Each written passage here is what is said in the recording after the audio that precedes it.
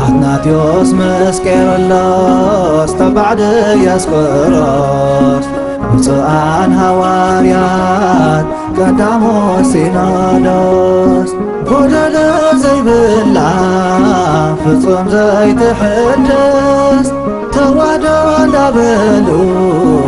ኣሕፊሮም ዲያብሎስ ተዋህዶ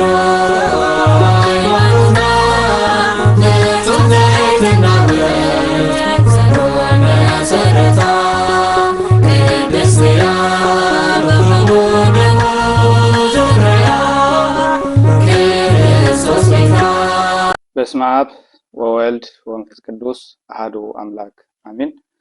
በመጀመሪያ ለባህሪ እግዚአብሔር አምላክና ክሳብ ሰዓት ስለዝሓለውና ስሙ ንዘላለም ዓለም ዝኸብረን ዝተመስገነ ይሁን። ናይ መብርሃን ናይ ቅድስት ድንግል ማርያም አማላጅነት ናይ ቅዱሳን መላእክት ሓለዋ ናይ ቅዱሳን ጸሎት ምስኩላትና ቤተክርስትያን ይሁን። ሎሚ ንዘራረበሉ ብዛዕባ እዚ ኣብ እስራኤል ዘሎ ኩነታት ክኸውን እዩ። ብሓፈሻ ግን ኣብ እስራኤል ኮነ ኣብ ካልእ መላእ ዓለም ዘሎ ጉዳያት እቲ ምኽንያት እንታይ እዩ ወይ ድማ ተጠንቂ እንታይ እዩ ዝበዝሕ ሰብ ብፍላጥ ይኹን ብዘይፍላጥ ዝዛረበሉ ነገር እንተዳሃልዩ ኮይኑ ኣብቲ ውፅኢት እዩ። መጀመርታ ግን ሓደ ዶክተር ወይ ድማ ሓደ ናይ ሕክምና ሰብ ሕማም ከይመርመረ ውፅኢት ሕማም ከይፈለጠ መድሃኒት ነቲ ሕማም ዝሕዊ ክህብ ኣይክእልን እዩ። ስለዚ መጀመርታ ምርመራ ይግበር፣ ሕማሙ ይረጋገፅ። ሕማሙ ዝተረጋገፀ እቲ ዓይነት ሕማም ዝተፈልጠ ከዓ ነቲ ሕማም ክሕዊ ይኽእል እዩ ዝተባህለ መድሃኒት ይወሃብ። ድሕሪ እቲ መድሃኒት ምሃቡ ዘሎ ግዜ ከዓ እቲ መድሃኒት ጠቒሙ ወዲያ ኣይጠቐሞን ገምጋም ይግበር። ስለዚ ብከምዚ ዓይነት እዩ ኣብ ዓለም ዝሕልፍ ኩሉ ዓይነት ናይ ወዲሰብ ናብራ ወይ ድማ ናይ ወዲሰብ ማሕበራዊ ኪደት ብከምዚ ኣገባብ ክሓልፍ ዝግብኦ። ኣጋጣሚ ሕማቕ ዕድል ኮይኑ ግን ኣብዚ ናትና ኤርትራውያን መፅኡ ናይ ነዊሕ ዓመት እቲ ኣብ ኤርትራ ዘሎ ስርዓት ዘርሖ ስራሕ ውፅኢት ከም ምዃኑ መጠን ብዙሕ ግዜ ሰብ ክምርምር ክሓትት ክካታዕ ኣይረአን። ሓደ ኣብነት ተዳእሲልና እኮ ዓብይ ሽግር ኣብ ኤርትራ ዘሎ ዝኾነ ሰብ ተኣሲሩ እንታይ ገይሩ ይኸውን? ሰብ ዝገበረ ይግበር፣ ተኣሲሩ እንተደኣ ኮይኑ መሰሉ ክሕለወሉ ጠበቓ ክግበረሉ ኣብ ውሽጢ 24 ሰዓት ከዓ ጉዳዩ ናብ ቤት ፍርዲ ዝቐርበሉ መድረኽ ክፍጠር ክኽእል ነይርዎ። እዚ ስለይተለምደ ብውሽጢ እቲ ዝዕምፅ ኣካል ድላይ ዝገብር ኣካል ነቲ ህዝቢ ብፍላጥ ይኹን ብዘይፍላጥ ስለዘስረፀሉ ከዓ ዝኾነ ሰብ እንተዳ ተኣሲሩ ተባሂሉ እንታይ ገይሩ ስለምንታይ ኣሲሮሞ ዝብል ሰብ ውሕድ እዩ። ኣብዚ ሎሚ ሰብ እንዳነቕሐ ስለዝኸደ ፍርሒ እናተቐንጠጠሉ ስለዝኸደ እቲ ሽርሕን ከፍኣትን ናይቲ ዝግበር ዝነበረ ነገር ዝበዝሕ ሰብ ናፃ እንዳኾነ ናፅነቱ እንዳኣወጀ ይኸይድ ስለ ዘሎ ስለምንታይ ዝብል ሕቶ የልዕል እዩ። ብሓፈሻ ግን እዚ ህይወት እዚ ወይ ድማ እዚ ጉዳያት እዚ ኣብዚ ዝነብረሉ ዘለና ዓመት ከይተረፈ ስለምንታይ ዝብል ተሪፉ ናብ ዘይድሊ ትንታነ ወይ ድማ ናብቲ ውፅኢት ብዘይገድስ ገምጋም ኩንዕ ድያ ኣይኩንዕን ናብ ውፅኢት ዝኸደሉ ዘሎ መድረኽ እዩ። ስለዚ እዚ ኣብ እስራኤል ዘሎ ይኹን ኣብ ካልእ ዓለም ዘሎ ብፍላይ ክሕጂ ብዛዕባ እስራኤል ንዛረብ ስለ ዘለና ናብዚ ናይ ትማሊ ዘብፅሐ ጎንፂ ወይ ድማ ሰላማዊ ሰልፊ ናይ ህዝቢ ናዕቢ ወይ ናይ ህዝቢ ብመልኣ ዝተሳተፎ ነገር ዘምፅኦ ነገር እንታይ እዩ ተባሂሉ መጀመርታ እቲ ጠንቂ ክፍለጥ ዘሎ ወይ ድማ ከውዝ እንታይ እዩ? ከውዝ ከይፈለጥካ ጠንቂ ከይፈለጥካ ናብ ውፅኢት ወይ ድማ ኤፌክት ኣይትኸይድን ኢኻ። ከም ዝበልናዮ ሓደ ሰብ ምክንያት መሕመሚኡ ዓይነት ሕማሙ ምስ ተፈልጠ እዩ መድሃኒት ዝእዘዝ ዘሎ። ምክንያት መሕመሚኡን ዓይነት ሕማሙን ከይተፈልጠ መድሃኒት ተራ ዝእዘዝ ኮይኑ السب زي كحوز الله تقوله تحت زيرة مناتو حمام كي تفلت مدهن تاي وهاب مثل زخنة لازم بعد الزلة قديات سلمنتاي ناو تبصح ويد ما سلمنتاي تهزبي معرخ ندزي وهيو نديرو كم زعنا سقوم زوسب زلونا كم زعنا درجات بصح زلو تتباهيلو تمجمر هذا كزلو كلاي صار زي بلو زي حزب زي إرتراوي سبدتنيا أب إسرائيل زلو حتى عقبان ولو نس إمباسي على نازل كلهم ويونا عمس عامين لهم سلا استقبلوا أب حقه قامس لزيد ولا ينبر تمكرا تشجر تزفت سمزلو كده نمول أون إرترا لك أخمسنا أرجع بمعري عدل ديلو ويدما أدلاديلو زخير زلو سرعتنا برايو ويدما سرعة جزا زاي زي خا ود سب أب عدو أب هاجرو أب بوتارستو تخبيرو سبنتو طرح ኤርትራዊ ኮይኑ ኣብ ኤርትራ ብምህላው ጥራሕ ዘይኮነስ ሰብነቱ ተኸቢሩ ከይዝግበዩ ኣብ ዓለም ብሓፈሻ ብፍላይ ከዓ ኤርትራዊ ዜጋ ኣብ ሃገሩ ኣብ ዓዱ ብስርዓትን ሕግን ብሰላምን ብፍትሕን ክነብር ስለ ዘይከኣለ እቲ ዘሎ ስርዓት ነቲ ሃገርን ህዝባን ንብረታን ብምሉእ ከም ናይ ውልቂ ትካሉ ተቆፃፂሩ ንደቂ ሰባት ብዘይ ክሲ ይኣስር ብዘይ ፍርዲ ንዓመታት ኣብ ትሕቲ ጉድጓድ የእቱ ندرس زبالة يقتل ندرس زبالة يسنكل كل زجبر أفتحت وخامنم حتى تزيبلو بزخون عنكس بزخون حق بزخون القام حتى زيك محدتي قطع زيبلو جزاء أكل سلزلي زهز بدي نبوزع عم تصميمو لمدة صباح لمدة صباح لمدة صباح النبلة مودة أتاجن عقولهم السببو زمته ميتو سنكل سنكيلو تقرب تنفع زرخبة ببقى أنفتو قليب إثيوبيا قليب السودان غيره ناب إسرائيل بزح قعزنا أي قبسي قعزنا أي سحارة سحارة زلوا زنبرة مكران شجرين كندي عشحات إرتراويان أو تريفهم قبار زي بلهم كندي سب كلتي توصيلو كندي سب سنكيلو كندي سب نأمرو حمام تسكيمو كندي ده كنسيت عامسان ده كتاب واحد يوم كي ترفت عامسان نالبات بزعم عمسك بهالكلو أبدأ كنستيو راح يزوزع جزء حبر سب درجة علمون كي ترفه عدو بز قبرلو أبانا خاف في اللعب يرتاويان عملت كبار كله زعاني ديك نستيو راح جيران وصلوا لاقطامي وواحد هيكون أبسينا جن عين تم عميتهم يتسلم شرك شفينهم داقت قطو عمس زوردهم يرتاويان زحتهم مسحواتهم بحيل بزيد الليتهم ودي قبل التعقال تندك نسيون بزي فلتون بزي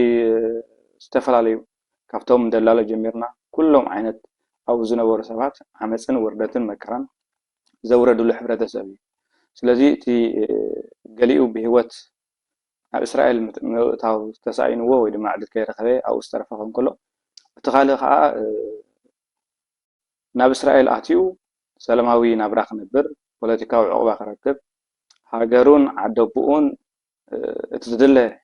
لو تن سرعتن عكايدان سعد فتر قاشا خوينو منقلنيا خوينو أب إسرائيل كنبر مسح حبرة السبي طبعا جن زي حبرة السبي أب يسرا بزلو سرعات وإذا ما بزلو من قستي محاور غيرو بقدامنت بت إمباسي ما أكلنا الزجبرة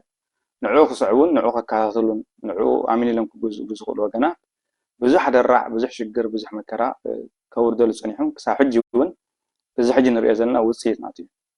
نالوات هذه كلتا نجار كنت كسنا خلينا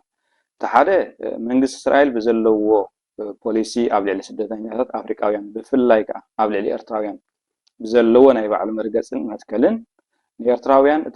قبلوا زقبهم كرهوا زقبهم مثلا نعوا تقبلنتن كم زي رخو جريم قن خا نايم باس سراح وإذا ما نايت سراح نتوم من السوز وقصوا من عوز أمن عوز قصوا استفل عليه عينت علم زلهم سبعة أكيبو مثلي إرتراويان سدتنيات أب إسرائيل ناي كتبا سدتنيات دأمبر ناي منقص دقفتهم مغانم منم شجرة منقص خمسة يقولون زر قصتا وإذا ما زر ملك مثلي أب إسرائيل إلى 15 عامت كسر حسنيهم زي أب إسرائيل زل سب بزح جزء سلماو السلف كيرو بزح جزء جدا فيلو بزح جزء كله خجبر زق النجار مكير أبزح حلف قد ما قلت عام 3 عامات وين بستمع سالي بزح بأسن بزح شجرن بزح تجمن حلفو تي نفتحن رتعن زك على إرترا سلام تركب زق بقى حاجة حزبي كبير وخوات سكعات زقبو أيو شحات كفيلو زي إيدو زرخة حزبي تبدلنا عميسنا لنا إذا عم حزبي وجانا أبوتات عبيت كانت هنا عبيت سبات استفر عليه وجانا شماغل لوت يوم كابتي أول شماغل لهم جوات حاجتهم أما ودعتا توحدة زمت الرام كترف كم زلوا أفسدت ببحرين بمكان بشجر المسيح حزبي تسنكلن تومتن تحوره كله شجر المكان ترخبه 3 ساعات ولا حنت الزربوحة نقدر أمبر بزعبة حزبي زقدسو نجار كسعب يكونه تقداي زخون زب زله حزبيو تزحزن تي عبد زلو وجن زمديو سلازي باسن متهررامن كوقارص تخابير كخيد كم زلو بستجبر سعري بستجبر لمانو سبب مودعتها بفلاي تي تعميص سدراي تعميص يوم هاجر بملتها ኣብ ትሕቲ መቁረንቲ ኣዘላ ኢሉ ዝኣምን ሕድገታት ስለ ዝገበረ ዝሓለፈ 2 ዓመት 3 ዓመት ክንዚ ዝበሃል ገልጠምጠም ወይ ድማ ባእሲ ናብ ኤድ ቢኤድ ምትህረራም ና ካልእ ዘምርሕ ነገር ኣይነበረን እዞም ኣብ ትሕቲ ኤምባሲ ዘመሓደሩ ኣካላት ናይ ኤምባሲ ኢና YPFDJ ዝብሉ ሓደ ልቢ ዝብሉ ብሓፈሻ ናይ ኤርትራ ዘሎ ስርዓት ደገፍቲ ኢና ኢሎም ብዓውታ ዝኣምኑን ኣብ ግብሪ ከዓ እቲ ህዝቢ ሰላሙ ክዘርጉ መንግስት እስራኤል ናብ እስራኤል ዘሎ ኤርትራዊ ስደተኛ ምስ መንግስት ምንም ሽግር ከም ዘይብሉ ንኸርእዩ ዝጽዕሩ ዝጸንሑን ሕጂውን ዝጽዕሩ ዘለዎም ወገናት ዝተፈላለዩ ኣጋጣሚታት ውራያት ክገብሩ ጸኒሖም እቲ ህዝቡን ከይዱ ኣብ ውራዮም ሰላማዊ ሰልፊ ገበረን ኣብ ውራዮም ከይዱ ኣይረበሽን ኣይተቃወመን ምክንያቱ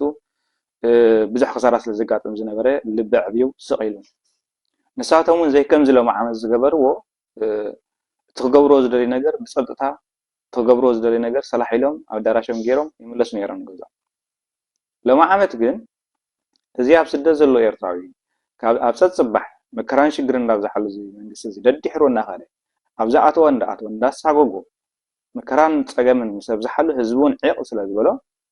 ካብ ጀርመን ጊሰን ጀምርና ክሳብ ኣሜሪካ ክሳብ ካናዳ ኩሉ አንጻርቲ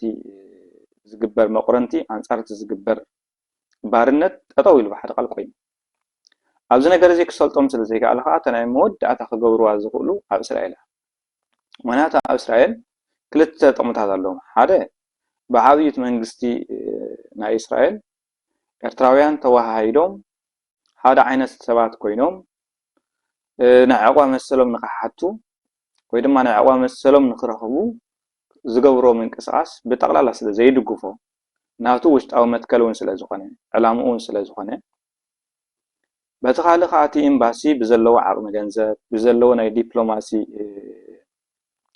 መርበብ ተጠቒሙ ምክንያቱ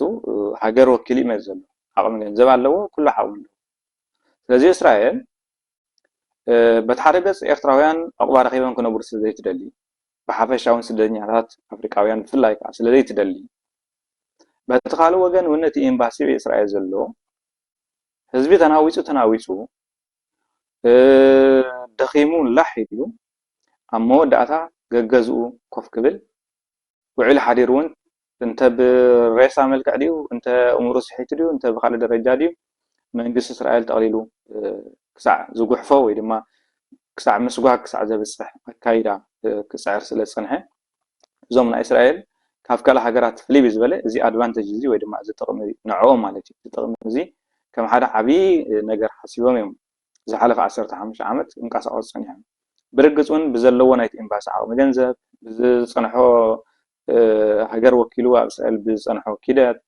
መንግስቲ እስራኤል ብዘለዎ ወይ ድማ ውሽጣዊ መርገጺ አንጻር ስደተኛታት ዝሓለፈ ዓመታት ኣብ ልዕሊ ስደተኛታት እዚ ዘይበሃል ክሳራ እዚ ዘይበሃል ጭንቅን ውርደትን ከውርዱ ጸኒሖም ማለት እዩ ስለዚህ ኣብ እስራኤል ሎም ዓመት ከዓ በቃ ንፖሊስ ኣማይት $1000 ከፊሎም ንኽሕለዉ ማለት እዩ ምናልባት ጉቦ ሂቦም ኣይኮኑን ዘለኹ ምክንያቱ ንፖሊስ ንኽሕልውዎም ፍቓድ ኣውፅኦም እቶም ዝሕሉ ፖሊስ እውን ክኽፈሉ ስለ ዝግብኦም ኤምባሲ ሒዞም ዘለዎም ዓቕሚ ገንዘብ ምክንያቱ እቲ ገንዘብ ናይ ገንዘብ ህዝቢ ኤርትራ እዩ መንግስቲ ኤርትራ ግን ናይ ኤርትራ ሃብቲ ናይ ኤርትራ ገንዘብ ናይ ኤርትራ ንብረት ስለ ዘየገድሶ ምክንያቱ ንኤርትራውያን ኣብ ረብሓ ክውዕሉ ስለ ዘይደሊ ኣብ ዝሓለፈ ናይ ኢሳት ናይ ኢትዮጵያ እዚኦም ናይ ህወደግ ተቃወምቲ ዝነበሩ ኣሜሪካ ዘለዉ ዓመታዊ ይድግሞም ከም ዝነበረ እዚ ኣንደርጋቸው ስገ ዝበሃል ኣብ ዝሓለፈ ግዜ ክዛረብ ሰሚዕና ነርና ኣብ ዝተፈላለዩ ሜድያታት ናይ ኢትዮጵያ እውን ተዘርጊሑ ነይሩ ስለዚ እቲ ኣብ ኤርትራ ዘሎ ስርዓት ንምዕባለ ንኤርትራዊ ህንፀት ወይ ድማ ንሃገር ኤርትራ ናይ ህንፀት ኪደት ንህዝቢ ኤርትራ ንምህናፅ ዘይኮነ ንረበሽትን ንማዕገርገርትን ንኤርትራ ምንም ክጠቕሙ ዘይክእሉ ወገናትን እዩ ቁፅሪ ዘይብሉ ሚልዮናት ገንዘብ ዝስልዕ ንኣብነት እዞም ኢሳት ዝበሃል እንድሕር ኢናዮም ንኤርትራ እንታይ ይጠቕሙና ግን ዓመታዊ ይድግሞም ከም ዝነበረት መንግስቲ ኤርትራ ባዕሎም እቶም ናይ ኢሳት መራሕቲ ወይ ድማ እቶም ኢሳት ዝሰርሑ ሰባት ኣካላት እቲ ጉዳይ ኣቃሊዖሞ ነይሩ ስለዚ እዚ ኣብ እስራኤል ዘሎ ኤምባሲ እውን ብዛዕባ ኤርትራን ኣብ ኤርትራ ዘሎ ህዝብን ስለ ዘይገድሶ ቀንዲ ዕላምኡ ንህልውንኡ ንክነብር ስለ ዝኾነ ዓመት ብዙሕ ገንዘብ እዩ ንሓለዋ ፖሊስ የውፅእ ኣዳራሻት ንክካረዩ ቁፅሪ ዘይብሉ ኣዳራሽ ኣሽሓት የውፅእ ኩሉ እቲ ክገብሮ ዝኽእል ነገር ይገብር ሕሉፍ ሓሊፉ እውን እዚ ኣብ እስራኤል ዘሎ ህዝቢ ኣንጻሩ ተቃውሞ ኣብ ዝለዓለሉ ዝነበረ ግዜን እዋንን ባዕሉ እቲ ኤምባሲ 4-5 ሰባት ቀተለሎም ንዖም ተዳቀቲልኩም ኩሎም ሩፍ ክብሉ እዮም ኢሉ ብዓወት ተዛረበሉ ኣጋጣሚ ነይሩ እዚ ሕጂ እንታይ ዘርእየና እዚ ናይ ትማሊ ዕብዳን ወይ ድማ እዚ ናይ ትማሊ ዝኸደ ኪደት ካበይ ተበጊሱ ይመጽኡ ዝብል መጀመርታ እቲ ናይቲ መንግስቲ ዕላማ ስለ ዝኾነ እቲ መንግስቲ እውን ዘይውፃእ ኣውፅኡ ዘይክፈል ከፊሉ ህዝቢ ፋሕ ንምባል እቲ ዓሚፅ ፍትሒ የድልየኒ ኣሎ ዝብል ኣካል ከዓ ተተኻኢሉ ሞራሉ ኩሉ ነገር ፋሕፋሕ ኣቢልካ ካብኡ ኒነው ነዚ ነገር ኣዝዩ ተፃዊሩ ክቕፅል ዝኽእል ተኮይኑ ከዓ ክሳብ ብሂወቱ ካብዚ ዓለም ንዘይ ምንባር ዝኸይድ ኪደት ዝኸይድ ዝነበረ ኤምባሲ ናይ እስራኤል ክሳብ ሕጂ ዝኸተሎ ዘሎ ስርዓት እዩ ስለዚ እምበር እቲ ምክንያት ወይ ድማ እቲ ሽግር ዘሎ እንታይ እዩ ብሓፈሻ ኣብ ልዕሊ ኤርትራውያን ተተባሂሉ ኣብ ክልተ ነገር እዩ ብዙሕ ግዜ ገለ ሰባት ኣሕዋት ኤርትራውያን ኣብ መንጎኦም ተባኢሶም ክልተ ኣሕዋት ደም ተፋሲሶም ክልተ ኣሕዋት ከምዚ ገይሮም እናበሉ ይዛረቡ ብርግፅ ኣሕዋት እዮም ንሶም እትዮም ንስርዓት ህግደፍ ዝድግፉ ሰባት ወይ ድማ ህግደፍ ዝበሃል ስርዓት ንባዕሉ ከምቲ ንሱ ዝብሎ ትግራዎት እዮም ዓጋመ እዮም ላህጃ ኤርትራውያን ዝፈልጡ እዮም እምበር ኤርትራውያን ኣይኮኑን ካብ ክልል ትግራይ ዝመፁ እዮም ካብዚ ዝኾኑ እዮም ብምዕራባውያን ዝተደጎሙ እዮም ብኣሜሪካ ዝተለኣኹ እዮም ብኤውሮጳ ዝተለኣኹ እዮም ኢሉ ዝዛረቦ ህውታታት ዘይኮነ እቲ ፍትሒ ርትዕን ዝደሊ ሰብ እቲ ስለ ኤርትራ ዝሓምም ስለ ኤርትራ ከዓ ኩሉ ዓይነት ድኻም ዝደክም ሰብ ዘይከምቶም ናይ ህግደፍ ደገፍቲ ኤርትራውያን ምዃኖም እዩ ዝኣምን ናይ ስጋ ኣሕዋቶም ምዃኑ እዩ ዝኣምን ደቂ ሓደ ዓዲ ደቂ ሓደ ከባቢ ሕሉፍ ሓሊፉ እውን ሓዊ ምስ ሓዉ ኣብ ኤርትራ ብዘለዎ መትከል ኣብ ህዝቢ ብዘለዎ ኣንጻር ዓመፅ ብዘለዎ ኣረኣያ ተፈላለዩሉ ዝነብር ወይ ድማ ክልተ ደንቢ ዘለዎ እዩ ስለዚ እቲ ዝግበር ሰላማዊ ሰልፊ ኮነ ተዘጋጥም ባእሲ ተዘጋጥም ካልእ ኣብ መንጎ ኣሕዋት ዝካየድ እዩ ኢልካ ክዝረብ ዝከኣል ጥራሕ ዘይኮነሲ ኣብ መንጎ እቶም ስርዓት ህግደፍ ንበረልና ዝብሉን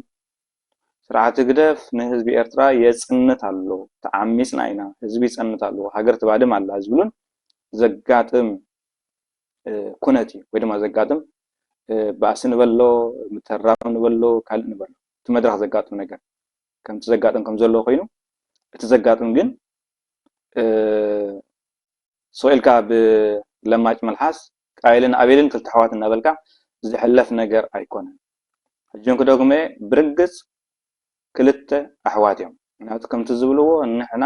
ወይ ድማ እቲ ዝቃወም ዘሎ ኣካል ኤርትራዊ ስለ ኤርትራ ኢኻ ዝዛረብ ዘሎ ስለ ኤርትራ ኢኻ ዝደክም ዝስዕር ኣብ ዝተፈላለዩ ኩነታት ተሳቲፉ ሰንኪሉ ሓፃው ናብ ሰብነት ተሰኪሙ ብዙሕ ሽግርን መከራን ፀይሩ ተኣሲሩ ተቐጥቂጡ ኩሉ ፀገማት ኣብ ኤርትራ ረኺቡ ብሂወት ኣብ እስራኤል መፅዩ ዝነብር ዘሎ ህዝቢ ዘይከምቲ ንሶም ዝብልዎ ንዕኦም ዝቃወሞም ነቲ ስርዓት ዝቃወሞ ናይ ፖለቲካ ስነ ሓሳብ እውን ኣይኮነን ምክንያቱ ናይ ፖለቲካ ስነ ሓሳብ ኣይኮነን ዘብለና ዘሎ ምክንያት እንታይ እዩ እቲ ኣብ ኤርትራ ዘሎ ናይ ፖለቲካ ስነ ሓሳብ ሒዙ እቲ ካልእ ወገን ከዓ ናይ ፖለቲካ ስነ ሓሳብ ሒዙ ኣብ ስነ ሓሳብ ምርድዳእ እንተስእን ነይሩ ሽግር ኣይነበሮን እዚ ናይ ፖለቲካ ስነ ሓሳብ እዩ ካብ ናይ ፖለቲካ ስነ ሓሳብ ዝሓለፈ ግን ኣብ ምህላውን ኣብ ዘይምህላውን ኣብ ፅንተትን ኣብ ዓመፅን ዝዛረብ ዘሎ ጉዳይ ስለዚ ሓደ ሰብ ይዕመፅ ኣለኹ ተቐቲለ ሃገር ትባድም ኣላ ህዝቢ ተጨቂኑ ኣሎ መሰሉ ስኢኑ ተረጊፁ ኣሎ ፍትሕን ርትዕን ክረክብ ይግቦ ህዝቢ ኤርትራ ድኻ ተበደለ ሕጊ ፈረሰ ሕጊ ተጣሓሰ ኢሉ ዝዛረብ ዘሎ ወገን ምስቲ ድኻ ይበደል ሕጊ ይጣሓስ ተረገፀ ይረገፅ ዝጠፈ ይጥፋ ኢሉ ዝምጉትን ኢሉ ኩሉ ዓይነት ነገር ዝገብርን ኣካል ብፖለቲካዊ ስነ ሓሳብ ኢልካ ክትፈልዮ ወይ ድማ እዩ ኢልካ ክትድምድም ዝከኣል ነገር ኪኖ ፖለቲካዊ ስነ ሓሳብ ፖለቲካዊ ስነ ሓሳብ ዘፈላለየካ ሕግን ስርዓትን ኣብ ዘለዎ ሃገር ብደቂ ሃገር ኣብ ተመሓደረሉ ዝተወሰነ እውን እቲ ሰብ ናጽነቱ ረኺቡ ዝንቀሳቐሰሉ መድረኽ ከም ሰብ ኣተንፊሱ ክወጻሉ ዝኽእል ከተንፍሰሉ ዝኽእል ባይታ ምዝህልዎ እዩ ናይ ፖለቲካ ስነ ሓሳብ ተባሂሉ ዝግለጽ እዚ ግን ፖለቲካዊ ስነ ሓሳብ እውን ኣይኮነን ካብ ፖለቲካዊ ስነ ሓሳብ ዝሓለፈ ኣብ ምህላውን ኣብ ዘይምህላውን ሓደ ይቀተል ሓደ ከዓ ይቀተል ሞት ኣይመውትን ተረገጽ ኣይርገጽን ብዝብል ጉዳይ ዘፈላለ እምበር ፖለቲካዊ ስነ ሓሳብ ኢልካ ዝግለጽ ኣይኮነን ኣብዚ ናብ መገደይ ክዛረብሉ ዝደሊ እዚ ኣብ ስደት ዘሎ ህዝቢ ኣብ እስራኤል ዘሎ ህዝቢ ብሓፈሻ ብዛዕባ እስራኤል ስለንዛረብ ዘለና ፀገሙ ሽግሩ ኣብ ኤርትራ ዘሎ ስርዓት እዩ ነቲ ብኤርትራ ዘሎ ስርዓት ከዓ ከምቲ ክኾነ ዝግብኦ ስለ ዘይከደ ህዝቢ ወናና ሃገሩ ስለ ዘይኮነ ህዝቢ ብሰላም ኣትዩ ብሰላም ክወፅእ ስለ ዘይከኣለ ፍትሕን ርትዕን ኣብ ዓዲ ስለ ዘይሰፈነ በዚ ዝቃወሙ እዚኦም ናይቲ ስርዓት ኢና ዝብሉ ዋይ ፒኤፍዲጂ ኢና ዝብሉ ሓደ ልቢ ኢና ዝብሉ እስቲ ኤምባሲ ኢድን ጓንትን ኮይኖም ዝንቀሳቐሱ ሰባት ነዞም ዝቃወሙ 4-5 ቆተለሎም ሩፍ ክብሉ እዮም ኢሉ ኤምባሲ ተልእኮ ሂብዎም ናብ በረኻ ዝወፍሩ ናብ ምህራም ናብ ምቕታል ዝወፍሩ ኣካላት ነዚ ዝቃወም ዘሎ ነዚ ስርዓት ክብድህዎ ዝኽእሉ ነገር ስለ ዘይብሎም ክብድህዎ ስለ ዘይክእሉ ምክንያቱ ሓቂ ኤርትራዊ ይኮንን ዓለም ሙሉእ ትፈልጦ ኣብ ባይታ ዘሎ ስለ ዝኾነ ብሓንቲ ጉዳይ እውን ኣምፂኦም ነዚ ፍትሒ ጎደለ ድኻ ተበደለ ኢሉ ዝምጉት ዘሎ ሰብ ክረትዕዎ ስለ ዘይክእሉ ተሓንቲ ክገብርዋ ዝኽእሉ ከም ዝገብርዎ ዘለው ምሳኻ ዘየሎ ሓንሳብ ምዕራባውያን ልኢኾም ይብሉ ሕጂ ከዓ ብኣግኒኖም ዝዛረቡ ዘለው ከዓ ዓጋመ ዝብል ወይ ድማ ናይ ህወሓት ልኢኹ ዝብል ምናልባት ህወሓት ይኹኑ ዓጋመ ይኹኑ ካልኦት ይኹኑ እቶም ኣብ ኤርትራ ዘለው ኤርትራውያን ዘይኮኑ ቦትኦም ዘለዎ ኢትዮጵያውያን ንድግፎም ወይ ንቃወሞም ብመንፅር ኣብ ኤርትራ ዘለና ረብሓ እዩ ብመንፅር ድሕነትን ውሕስነትን ናይ ኤርትራ ክፈልጡ ዝግብኦም እዩ ካልኣይ ሰብ ብስሙ ብዕላምኡ በቲ ንሱ ብዝነገረካ ነገር ኣብ ኣደባባይ መን ምዃኑ ብዘርእየካ ነገር ሃፅውዕ ዝግባእ ዓጋመ ጉዳይ ኤርትራ እንታይ ይምልከቶ ሓፈሻ ዓጋመ ሓደ ኣውራጃ ናይ ትግራይ ሃገር እውን ኣይኮነን ክልል እውን ኣይኮነን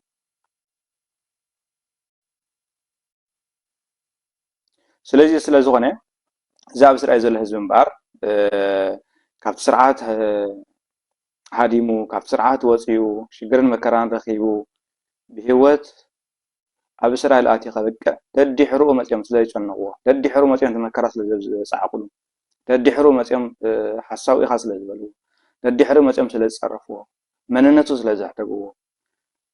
ትሕቲ ሰብ ስለ ዝቆፀርዎ ሰብነቱ ሰብኣዊ ክብሩ ስለ ዝገፈፍዎ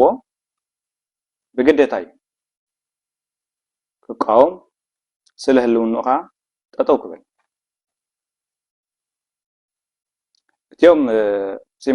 ምስ ኤምባሲ ኣለና ዝብሉ ግን እቲ ዝሕፍር ነገር ኣብ ካናዳ ኣብ ኤውሮጳ ኣብ ኣሜሪካ ኣፎም መሊኦም ናብ ፖሊስ ክቐርቡ ከለዉ ይኹን ናብ መንግስቲ ቀሪቦም ፍቃድ ክሓቱ ከለዉ ንሕና ናይ ኤምባሲ ደገፍቲ ኢና ንሕና ናይቲ ኣብ ኤርትራ ዘሎ ስርዓት ደገፍቲ ኢና ኢሎም ብወረቐት ይኹን ብቃል ከስምዑ ኢና ይንፈልጥን ንሳቶም ናብ ፖሊስ ቀሪቦም ፍቃድ ክሓቱ ከለዉ ናብቲ መንግስቲ ቀሪቦም ፍቃድ ክሓቱ ከለዉ ብሽም ኮሚኒቲ ብሽም ደቅና ክነራኽብ ብሽም ቋንቋና ክነላሊ ብሽም ይሄን መሄን ክንበሃል ናይ ኤርትራ ባህልን ልምድን ሸር ክንገብር ወለዶታት ክራኸቡ ብዝብል ጉልባብ እዮም ዝጥቀሙሉ እዞም ናይ እስራኤል ዘለዉ ግን ሕልፍ ዝበሉ እዮም ብወግዕ ከዓ ናይ ኤርትራ መንግስቲ ደገፍቲ ምዃኖም ናይቲ ብእስራኤል ዘሎ ኤምባሲ ልኡኻት ምዃኖም ናቱ ኣካል ምዃኖም ብወግዒ ፍላይ ሎም ዓመት ክገልጾን እዮም መንግስቲ እስራኤል እዚ ምዃኖም ይፈልጥ እዩ እዚ ምዃኖም እንዳፈለጠ ናይቲ ስርዓት ደገፍቲ ምዃኖም እንዳፈለጠ ናይቲ ኤምባሲ ልኡኻት ምዃኖም እንዳፈለጠ እቲ ናይ ፖሊስ ሓላፊ ወይ ድማ እቲ ምንኮተ ክፍሊ ኣንጻር እቲ ኣብ እስራኤል ዘሎ ህዝቢ ብሓፈሻ ከዓ ኣንጻር ኤርትራን ኣንጻር ህዝቢ ኤርትራን ጎስጓስ ንኸካይዱ ነዚ ኣብ እስራኤል ዘሎ ህዝቢ ንኽፀርፉ ነዚ ኣብ እስራኤል ዘሎ ህዝቢ ንኸጨንቑ ናፃ ፍቓድ ሂብዎ ስለምንታይ ፖሊስ ዳ ናይ ኤርትራ ደገፍቲ ምዃኖም እንዳፈለጠ ናይቲ ኣብ እስራኤል ዘሎ ኤምባሲ ተኸተልቲ ምዃኖም እንዳፈለጠ ፍቓድ ሂብዎም እንተኢልና መሰረታዊ ዕላማ መንግስቲ እስራኤል ኤርትራውያን ዕቑባ ረኺቦም ኣብ እስራኤል ክነብሩ ፈቃደኛ ስለ ዘይኮነ እዩ ነቲ ብዝተፈላለየ ኣጋጣሚ ብደረጃ ፓርላማ ብደረጃ ቀዳማይ ሚኒስተር ይኹን ብደረጃ ተቃወምቲ ፓርቲታት ክሳብቲ ናይቲ ህዝቢ ዝገብሮ ሰላማዊ ሰልፊ እዚኦም ምስ መንግስቶም ሽግር የብሎምን ናይ ቁጠባ ስደተኛታት እዮም ኢሎም ከቕርብዎ ዝፀንሑ ልዕሊ 15 ዓመት ክምግትዎ ዝፀንሑ ነዚ ነገር እዚ ድርዒ መታን ክኾኖም መዛረብ መታን ክኾኖም ሓይሊ መታን ክኾኖም እዮም ኩሉ ግዜ ነቲ ኤምባሲ ወይ ድማ ምስቲ ኤምባሲ ዘለው ስደተኛታት ናይቲ ኤምባሲ ዝተደናገፀ ደገፍቲ YPFDJ ወይ ድማ መንእሰያት ትግደፍ ኣብ ደገ ኣብ ዲያስፖራ ተባሂሎም ዝፅውዑ ፍቓድ ክህቦም ዝፀንሐ ዝሓለፈ 15 ዓመት በዚ ምክንያት እዩ ስለዚ ከምተን ካልኦት ሃገራት ዓለም ንኣብነት ከም ካናዳ ወይ ከም ኤውሮጳ ነይሩ እንተዝኸውን መንግስቲ እስራኤል እዚኦም ብወግዒ ክዳኖም ሃስፊዮም መንነቶም ገሊፆም ኣብ ኤምባሲ ኣኼባኦም ዝገብሩ ኣብ ኤምባሲኦም ዝተፈላለዩ ፕሮግራም ዘካይዱ ኤምባሲ ኣኪቡ ኣዳራሽ ተኻርዩ መደረ ዘስማዓሉ ካብ ኤርትራ ዝተፈላለዩ ልኡኻት ናይ ህግደፍ መፅኦም ናይቲ መንግስቲ ርክብ ዘካይድሉ እዚ ኩሉ ነገር እዚ እንዳፈለጠ ከምዘን ሃገራት ምዕራብ ነይሩ እንተዝኸውን ነዘን ሰባት እዚኣቶም ከይ ባዕሉ ከይሓደሩ ናብቲ ዝድግፎም መንግስቲ ምሰደዶም ነይሩ ብጠቕላላ እውን ኣይንፈቐደሎምን ነይሩ ንሳቶም ደፊሮም ከምዛ ኣብ እስራኤል ክገብርዎ ዝፀንሑ ህውከትን ዕግርግርን ኣይምገበሩን ነይሮም ስለዚ እምበኣር ሕፅር ንምባል እዞም ሰባት እዚኣቶም እቲ ቀንዲ ምክንያት በቲ ሓደ ወገን ኣብ ኤምባሲ ብዝፀንሖም ናይቲ ኤምባሲ ተግባር በቲ ሓደ ወገን ናይ እስራኤል ውሽጣዊ ፖሊሲ ኣንጻር ኤርትራውያን ስደተኛታት ብጋህዲ ብዘይ ዝኾነ ዕቑባ ከነብሩ ስለ ዝተፈርዱ ወይ ድማ ከም ዝነብሩ ስለ ዝገበረ መንግስቲ እስራኤል ነዚ ብኮዚ ተጠቂሞም ብፍላይ ነቲ መንግስቲ እስራኤል ብዘለዎ መርገፂ ነዚ ክፍተት እዚ ተጠቂሞም እዮም እዞም ሰባት እዚኣቶም እቲ ኣብ እስራኤል ዘሎ ስደተኛ ከመይ ገይሩ ይጭነቕ ከመይ ገይሩ ዕግርግር ይኣትዎ ከመይ ገይሩ ፋሕፋሕ ይብል ከመይ ገይሩ ኣንጻር ዓመፅን ኣንጻር ባርነትን ምቅላስ የቋርፅ ኣሚን ኢሉ ሰጥ ለበጥ ኢሉ ይግዛእ ነዚ ነገር እዚ ንምግባር እዮም ክገብሩ ፀኒሖም ወይ ድማ ክቕፅሉ ፀኒሖም ስለዚ ውፅኢት ናይዚ ከዓ ፀጊምኒ ተዓሚፀ ባርነት ኣለኒ ሃገረይ ተመንጢለ መንነተይ ተመንጢለ ክብረይ ተመንጢለ ወገናተይ ኣብ ጉድጓድ ኣትዮም ብዙሓት ቁፅሪ ዘይብሎም ወገናት በስርዓ እዚ ሓቂቖም መይቶም ህዝቢ ብጥሜትን ብጭንቅን ብፅምእን ግዳይ ኮይኑ ኢሉ ዝኣምን ሰብ ከዓ ስቕ ኢሉ ክመውት ወይ ድማ ስቕ ኢሉ ክዕዘብ ኣይክእልን ውፅኢት ናቱ ከዓ ዝሕጂ ትማል ዝረኣናዮ ነገር ናይ እስራኤል ተፈፂሙ ምናልባት ካብቲ ካልእ ዓመታት ፍልይ ዝበለ ካብቲ ዝሓለፈ 15 ዓመት ብፍላይ ካብቲ ልዕሊ 12 ዓመት 13 ዓመት ፍልይ ዝበለ ናይዚ ዓመት እዚ ዝተገብረ በዚ ኣብ እስራኤል ዘሎ ሕብረተሰብ ኤርትራውያን እንተነይሩ ከዓ ከም ሎማ ዓመት ኢሎም ኣቦታት ካህናት ዓበይቲ ሰባት ናይ ዝተፈላለየ ውድባት ሓለፍቲ ማሕበር ናይ ዝተፈላለየ ሲቪክ ማሕበራት ጥርናፍ ዘሎ ኤርትራውያን እዞም ሰባት እዚኣቶም ሰሙን መመላእታ ናብ እንዳ ፖሊስ ይኹን ናብቲ ምምሕዳር ናይ እስራኤል ናይ ተልኣቪቭ ምምሕዳር ይኹን ብተደጋጋሚ ብፍላይ ከዓ ንፖሊስ ብተደጋጋሚ ነቲ ዘሎ ናይ ፕሮፓጋንዳ መድረኽ ተቋርፆ ጠጠው ከብሎ ተማሕፂኖም ብዙሕ ግዜ ለሚኖም እዮም ፖሊስ ዝበሎም እንተነይሩ ግን ኣብዚ ማሕበራዊ ሚድያ ከም ዝሰማዕናዮ ካብ ወገናትና ኣብ እስራኤል ዘለውን ከም ዝሰማዕናዮ ንሕና 100 ፖሊስ ኣዳሊና ኣለና ንኽንሕሉ ገንዘብ ተኸፊልና ኣለና መሰሎም እዩ ክገብሩ እዮም ንዓና ጥሒሱ ክኽልክሎም ዝኽእል ሓይሊ ከዓ የለን ዝብል ምላሽ መሊሶም ኤርትራዊ ከዓ ዘሎ መድረኽ ስለ ዝፈልጦ ዘሎ መድረኽ ስለዚ ጽበዮ ክኸውን ዝኽእል ነገርን ስለ ዝፈልጥ ንዓኹም ኣስጋእ እዩ ንህይወትኩም ኣስጋእ እዩ ንኹሉ ሰብ ኣስጋእ እዩ ሰብ ክመውት እዩ ብዙሕ ሽግር ክፍጠር እዩ ተባሂሉ ተለሚኖም እዮም መንግስቲ እስራኤል ክሰማዕ ኣይከኣለን ብፍላይ እቲ ናይ ፖሊስ ምምሕዳር ነዚ ሓሳብ እዚ ክሰማዕ ኣይከኣለን ጠጠው ኣየበሎን ስለዚ ንዕኦም ሚእቲ ፖሊስ መዲቡ ኣዳራሽ ፈቒድሎም ነቲ ፍትሒ ጎደለ ድኻ ተበደለ ዝብል ኣንጻር እቲ ስርዓት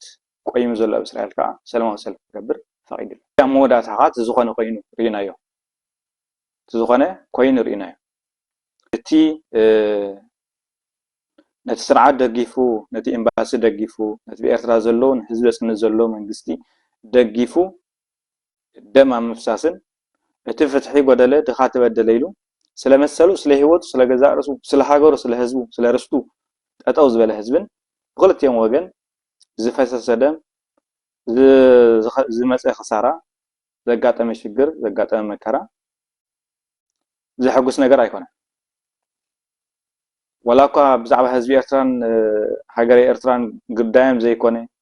ነቲ ስርዓት ክሳብ ህይወትና ንሓልፈሉ ኢና ኢሎም ጠጠው ዝበሉ ኣካላት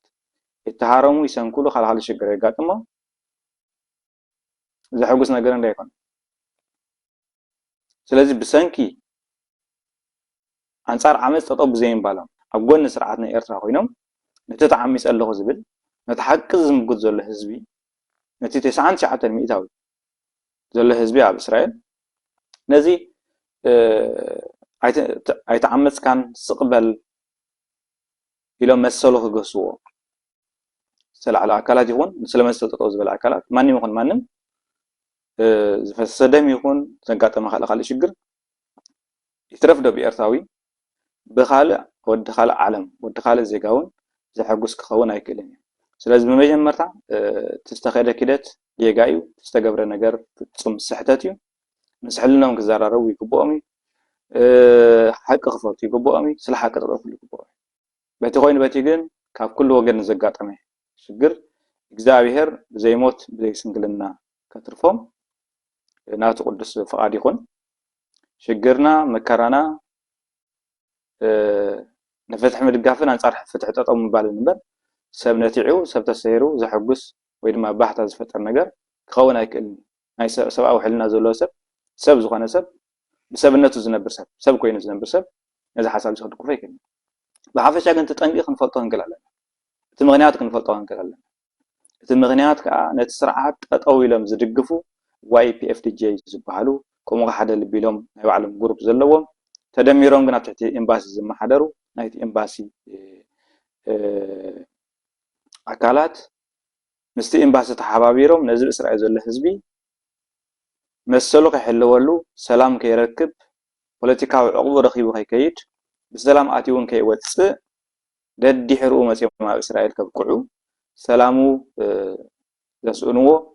ፕሮፓጋንዳ ዝነዝሑ ናይቲ ስርዓት መሓወር ኮይኖም ከዓ ነዚ ህዝቢ ክርብሽዎ ዝፀንሑ ኣካላት ምስቲ መንግስቲ እስራኤል ዘለዎ ፖሊስ ተደሚሩ ነዚ እስራኤል ዘሎ ኤርትራዊ ስደተኛ ክሳብ ዒቕ ዝብሎ ልዕሊ ዓቕሙ ክሳዕ ዝኾነ መከራን ሽግርን ከብፅሕሉ ዝፀንሑ እዮም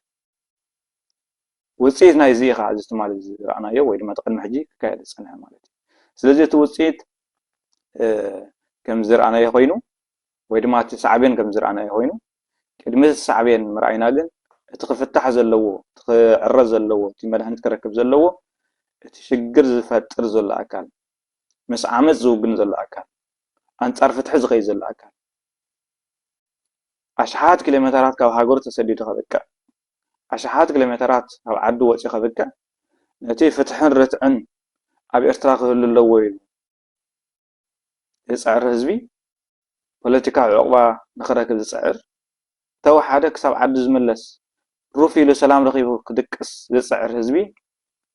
ነዚ ሰብ እዚኦም ንህልውንኡ ወይ ድማ ኣንጻር ህልውንኡ ዝቃለሱ ዘለዉ ስለዚ ብዝኾነ መለክዒ ኣንጻር ህልውና ሰብ ዝቃለስ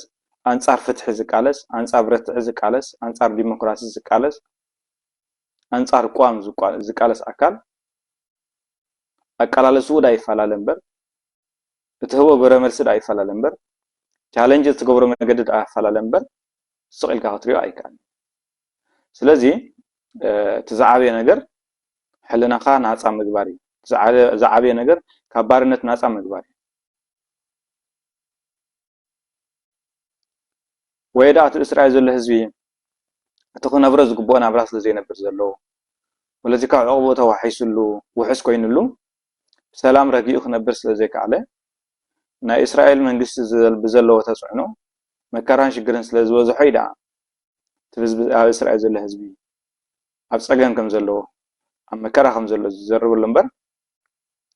بناي ولقي بناي حلنا عرفت انت امصينا ግን እቲ ምስ ኤምባሲ ኣሎ ኮይሉ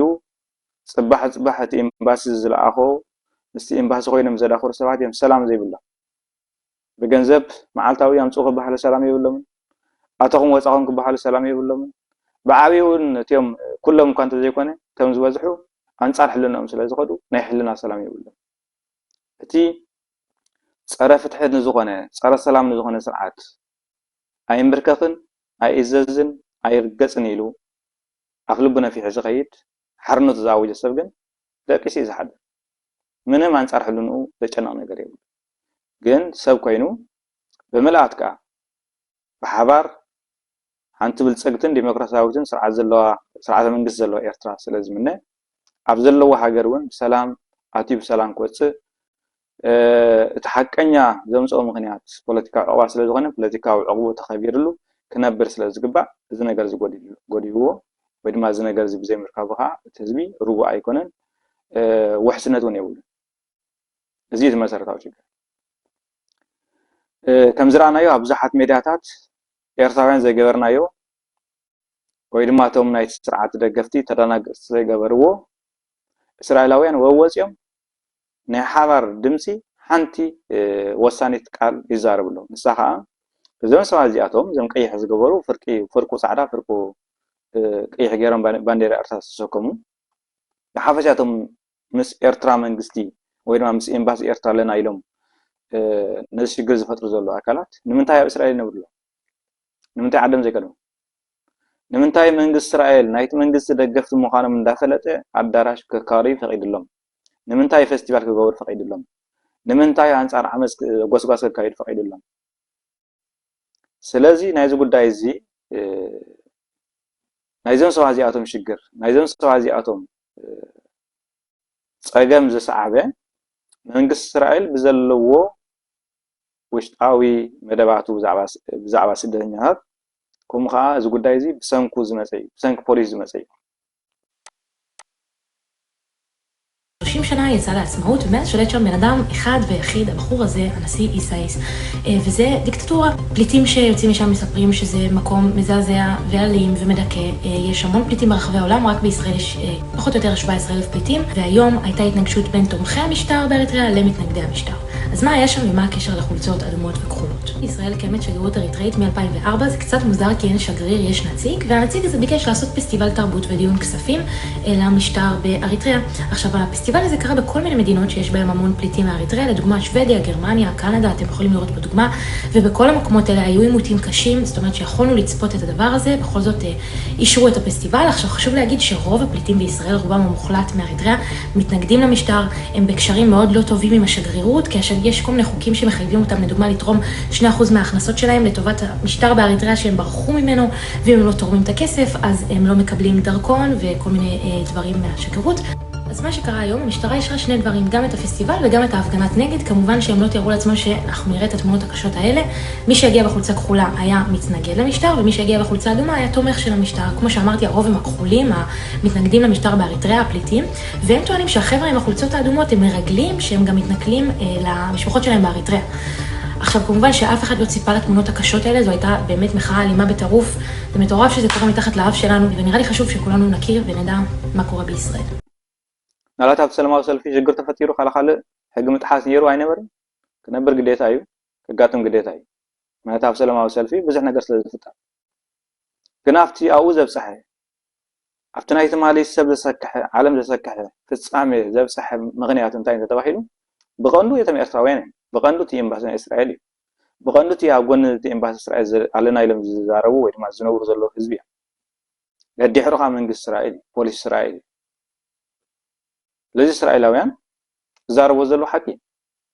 زنسوا أزياتهم ناي منجست دقفت انت أخوينهم منجست إسرائيل سلمنتاي نزيهم وعدهم يملسهم سلمنتاي مستوم فتحن رتعن زدليو نتسرع زقاوم زل أكلات بمعر الرئيو كدابونا مصنيع بمعر الرئيو ورقت قوام مصنيع بمعر الرئيو كفردم مصنيع ودما كوس مصنيع سلازي بتناصر الرئيو إذا مس منجست لنا زول سبعات بخدان كفليهم مصنيع كي حدان تقدينهم مس إمباسي إسرائيلنا مس إمباسي إيرترا بإسرائيلنا مس منجست إيرترا إيلهم نزنا يتمالي في السامة نخفت سامز جوار أكلات منجست إسرائيل نمنتاي نعدم ملسم زي كذا بوليس إسرائيل نمنتاي مسلم يلو بايت خفيت لهم نسوا جاتهم عقبة حتى مسيم بوليتيكا عقبة لنا يلم مسيم بوليتيكا عقبة لنا يلم مسيم كقولنا نا إيرترا منجستينا دقة نا إيرترا منجست دقفتينا يلم تدا الدراسة حتو قال خنا ملهم مدرسة حتو ما عز فكر لهم كوين تنسوا جاتهم نا عدهم كخدي كبومي نافتي زدقوا فوس رعاتكم اللوسي كبومي اليوم تبديلنا زبلو فتح زدليو بوليتيكا عقبة حتو تخا عون كام السلام كحلو ولا يقبوا مغني هذا زنسواجاتهم ناف منجستي كملسوا أي كلونهم كملسوا خمسة يقولوا فليتهم مسيوم كملسوا خمسة يقولوا خا عمتات عنقرر زبلو 7 يوم إلهم ميدان إسرائيل كان كاتل نخلنا وزحتي في الله إسرائيل زي نبرسب إبرايس زي فلت ويرما سلا يسمع زي كرود ده يخلي قلقلة كانالات ويرما قلقلة محورة ميدان إسرائيل وين بنا إنجليزية عنقا مثل الزرقة حتى إنجليزية عنقا زي فلسب كرود ده يخلي سلازي بدمر كرود يخلنا إمباسي إرترا بإسرائيل مستيوم دقفتون منجس إسرائيلين زيهم ببروحهم زرخ بنقر علوه منجس إسرائيل إرتراوين سدنيات أو إسرائيل كنبرو عيدلين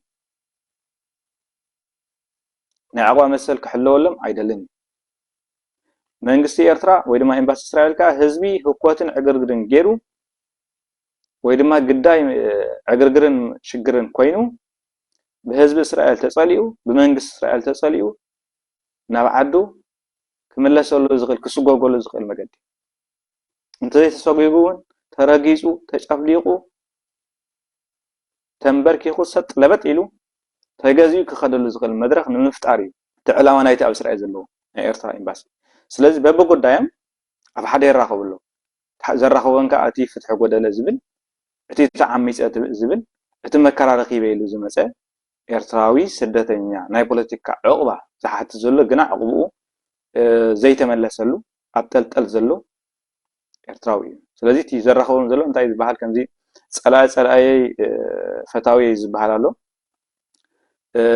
منجس إسرائيل بزلو بوليسي تسرعنا إيرتراها بستلم ده تبهرها وصرحو كلت يوم تراخيبهم باب ما قدم عبد علتي فتح الرتع عند الزلا كان نعمتها زاكل الدراع بدون مكرا كسعود ثاني حمالتي سلازي ازين تدا خوينو اموداتا كخون زغبو ነገር እንታዩ ተተባሂሉ እቲ فتحን رتعን ዝደል ዘሎ ተሓቀኛ ብዛዕባ ስርዓት ኤርትራ ዘለዎ ረኣያ ተወክል ዝኾነ አንጻር መንቀሳቀሳት ናይ ኢትዮጵያ ዘሎ ስርዓት ዝኸይድ ሃገር ስርዓትን ብቋምን ክትመሓደር ዝኣምሰል ብውሕሉል ዝኾነ ኣገባብ ጠርናፊ ኣሕይሉ ካብ ክልተ ገጽ ምርኣይ ናጻ ኮይኑ ጨኪኑ ስለመሰሉ ስለዕድሉ ስለፍትሕን ስለርትዕን ጠጠው ክብል ግደት ይኸውን ስለማንም ኣይኮነን ስለገዛ ርእሱ ባሪያ ክኸውን ዘይደለየ አንጻር ባርነት ጠጠው ክብል ኣለዎ ክርገጽ ዘይደለየ አንጻር ምርጋጽ ጠጠው ክብል ኣለዎ ክጭፍላቕ ዘይደሊ አንጻር ምጭፍላቕ ጠጠው ክብል ኣለዎ ስለዚ ሓደ ዝተደመረ ሓደ ኢኻ ድምር ናይቶም ባርነት ዝቃወሙ ፍትሒ ዝጠልቡ ዲሞክራሲ ዝጠልቡ ህዝባዊ መንግስቲ ብኤርትራ ክትከል ኣለዎ ኢሎም ዝብሉ ኣካላት ብዘለዎም ናይ ሓባር መርገጺ ወይ ድማ ብዘለዎም ናይ ሓባር ሽግር ኣብ ሓደ ሓቢሮም ክሳብቲ ዘለው ግዜ ክሳብቲ እስራኤል ዘሎ ግዜ ስለመሰሎም ስለመሰል ወልቃዊ ናጽነቶም ስለመሰል ወልቃዊ ናጽነቶምን ናይ እኩብ ወይ ድማ ናይ ሓባር ናጽነቶምን እትኽእልዎ ዘበለ ኩሉ ክገብሩ ግዴታ እዩ ከምኡ እንተዘይገርካ ኸ ሰጥለበት ኢልካ እቲ ስርዓት ዝሓስቦ እቲ ስርዓት ዝደልዮ ኣብ ልዕሊኻ ተፈጺሙ ዕላማ ኣልቦ ኮንካ ቀደዳ ሽግር መንከራ ኮንካ ምትራፊ ስለዚ እዚ ኣብ እስራኤል ዘሎ ኤምባሲ ጉዳመኛ እዩ ንረሳ ከይተረፈ ተቃዋሚ ደጋፊ ዝምርምር እዩ ገለገለ ሰባት ብዝኾነ ምክንያት ናብ ኤምባሲ ከይዶም ኣበና ቤተክርስትያን ክትሳተፉ መን ኣብ ነብሲ ካይለው ዝሓትት ኤምባሲ እዚ ዘምፅኦ እንታይ እዩ ተባሂሉ ነቲ ህዝቢ ተፅዕኖ ጌርካ ጨኒቃ ጨቢጥካ ሒዝካ ኣብ ትሕቲኡ ሰጥለበጥ ኢሉ ተገዚኡ ንክኸይድ እዩ እቲ ኣይፋል ዝበለ ሰብካ እዚ ሕጂ ንሪኦ ዘለና ዘይስሙ እንዳሃብካ ራዕዲ እንዳፈጠርካ ነቲ ሰብ እንዳኸፋፈልካ ናብቲ ዘለካ ረብሓ ወይ ድማ ናብቲ ዝሓስቦ ረብሓ ንምምፃእ ዝግበር ክደት እዩ ስለዚ እቲ ጨኪኑ ወይ ድማ እቲ ቆሪፁ ዝተላዕለ ሰብ ተደልዮም ቤተክርስትያን ይኸልክልዎ ተደልዮም ሬስኡ ምስዳድ ይኸልዎ ተደልዮም ድላዮም ይግበርዎ ምስቲ ኤምባሲ ዘለዎ ምስ ስርዓት ዘለዎ ገና ኣብ እስራኤል ዘይኮነስ ኣብ ኤርትራ ትሒዙ ስለ ዝበተኸ ናብኦም ገፁ ቁልሕ ዝብለሉ ኣጋጣሚ ኣይነበረን የለን እውን እዚ ክበሃል ከሎ ግን ብዙሓት ላንጋላንጋ ሰባት ስለ ዘለው ኣብ ክልተ ማኣዲ ዝቁረቡ ሰባት ስለ ዘለው ነቲ ኤርትራዊ ሕብረተሰብ ብቐዳምነት ብመንግስቲ እስራኤል ተፅዕኖ ገይሮም ወይ ድማ ብመንግስቲ እስራኤል ክረኽቦ ንዝግብኦም ነገር ኩሉ ብማዕረ ንክቃለሱ ወይ ድማ ብማዕረ መሰሎም ንክሕሉ ሽግር ኮይኑ ዝፀኒሐ እዩ ብኻልኣይ መገድኻት ኤምባሲን ናይቲ ኤምባሲ ተሓበርትን ከዓ ሽግርን መከራን ነቲ ህዝቢ ከወርድሉ ፀኒሖም ማለት እዩ ስለዚ እዚ ስለ ዝኾነ ሕጂ እውን ኣብ እስራኤል ይኹን ኣብ ካሊእ ይኹን እቶም ምስ መንግስትና ኣለና ኢሎም ህኮት ዝፈጥሩ ሰባት ዝርጉሽ ሰባት ምስ መንግስቶም እንተልዮም ናብ መንግስቶም ምኻድ እዩ ሃገራቶም ብከምዚ መፅለን ክሪኦ ዝግባእ ብትክክል ብሓቂ እዞም ሰባት እዚኣቶም ምስ መንግስትና ኣለና ኢሎም ነዚ ህዝቢ ሰላም ዝኽእልዎ እንተደኣ ኮይኖም መከራ ናይ ኤርትራ ከናውሕዙ ዝፅዕሩ እንተደኣ ኮይኖም ንህዝቢ ኤርትራ ኣብ ሞቱ ኣብ ሓዘኑ ዝዕልሉ ኣብ ኤርትራ ዘሎ ማይ ከይሰትዩ ማይ ሰሓት ተሰኪሞም ዝኸዱ ሓንቲ መዓልቲ እውን ትኾን ብዘይ ኢንተርኔት ብዘይ መብራህቲ ክሓድሩ ዘይክእሉ ግና ኤርትራ ፅቡቅ ኣላ ዝብሉ ሓንቲ መዓልቲ እውን ትኾን ሰለስተ ግዜ 4 ግዜ ከይበልዑ ክውዕሉ ዘይክእሉ ግና ንዓመታት ብጥሜትን ብመከራን ማዓንጥኡ ቆሲሉ ደሪቑ ዘሎ ህዝቢ ዘላግፅሉ ን24 ሰዓት ተኣሲሮም ክሓድሩ ዘይክእሉ ወይ ድማ ተኣሲሮም ክሓድሩ ዘይደልዩ ግና ን30 ን40 ዓመት ኣብ ፀልማት ጎዳጉዲ ተኣሲሩ ንዘሎ ሰብ ነቲ ዝኣሰረ ስርዓት ትኽክል ኣሎ እዚ ስርዓት ወይ ድማ እቲ መንግስቲ ሰብ ዘይገበነ ይኣስር እዩ እናበሉ ዘላገፁ እዞም ሰባት እዚኣቶም እተን ዘለዋ መንግስታት ኣብ ዓለም እውን እዞም ሰባት እዚኦም እዞም ህዝቢ እዚኦም ናብ ዓዶም ክኸሉ ዝግብኦም እዩ ምክንያቱ ዓድናን ርስትናን ፅቡቅ ኣሎ ስርዓትና መንግስትና ፅቡቅ ኣሎ ኢሎም ዝምግቱ ወይ ድማ ዝነብሩ ዘሎ ህዝቢ እዮም ስለዚ እዚ ሎጂክ ስለ ዝኾነ ኣብ እስራኤል እውን ክግበር ዝግባእ ነገር እዚ ምናልባት ፅባሕ ንጎ እንታይ ክግበር እዩ ሓቢርና ክንሪኦ ኢና እቲ ዘሎ ህዝቢ እውን ኣንፃር ዓመፅን ኣንፃር በደልን ኣንፃር ባርነትን ዝቃለስ ዘሎ ህዝቢ እውን ሓደ ካብቲ ክሰርሓሉ ዝግብኦ ስራሕ እዚ ምክንያቱ ክልተ ገፅ እናርኣኻ ይከውን ላንጋላንጋ እንዳኾንካ ይከውን ላም ፍርቂ ጎናይ ትሰብሕ ፍርቂ ጎናይ ትዓብር ብዙሕ ግዜ ሰብ ልቢ ዕብዩ ሎሚ ደኾን ፅባሕ ይምለሱ ሎሚ ደኾን ፅባሕ ልቢ ይገብሩ ኢሉ ብዙሕ ግዜ ሰብ እቲ ናይ መወዳእታ ዝተባህለ ክኸውን ዝኽእል ነገር እቲ ናይ መወዳእታ ክኸውን ዝግባእ ነገር ኣይገበረን ሓደ ካህን ናይቲ ኤምባሲ ለኹ ኮይኑ ንቤተ ክርስቲያን ሙሉእ ነውፂ ይፈጥር ሓደ ሰብ ኣብ ዝተጠርነፈ ህዝቢ ሰሊኡ ከኣትዩ ሽግር ይፈጥር እሰብ እዚ እኮ ናይቲ ስርዓት ምዃኑ ክሳዕ ዝተፈልጠ መገዲ ወገን ይውሕዝ ዘሎ ስለዚ እቲ ሕብረተሰብ ኩሉ እኳ እንተዘይኮነ ናይ ምድንጋፅ ወገንና እዩ ሓውና እዩ ድሓን ሎሚ ይምለስ ይኸውን ፅባሕ ይምለስ ይኸውን ኢሉ ብዙሕ መስዋዕቲ ብዙሕ እድገት ክገብር ፀኒሑ ብዙሕ ክሳራታት ከዓ ኣብ እስራኤል ዘሎ ሕብረተሰብ ኣጋጢሙ ኣብዚ ዝቐነ ወይ ድማ ዝሓለፈ ሰሙን ክሳብ ትማሊ ዝነበረ ሰልፊ ኩለንተን ኣብ እስራኤል ዘላ ቤተክርስትያናት ካህናተን ኣምሪሐን ናብ ፖሊስ ክልመና ቀኒየን ኣብቲ ሰልፊ እውን ፖሊስ ስለ ዝኣበዩ እቲኦም እውን ስለ ዝኣበዩ ስለዚ ክልተ ኣሕዋት መሃወልቲኦም ኤርትራውያን እቲ ሓደ ኣንጻር ፍትሒ እቲ ሓደ ከዓ ስለ ፍትሒ ደም ክፋሰስ ፅቡቅ ስለ ዘይኮነ መስቀሎም ኣምሪሐን ከይዶም